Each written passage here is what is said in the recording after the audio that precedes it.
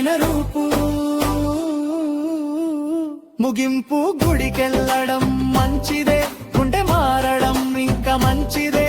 నీతి సత్యాలు జీవితంలో ఉంటే యేసయ్య ఆనందం ఖచ్చితమే.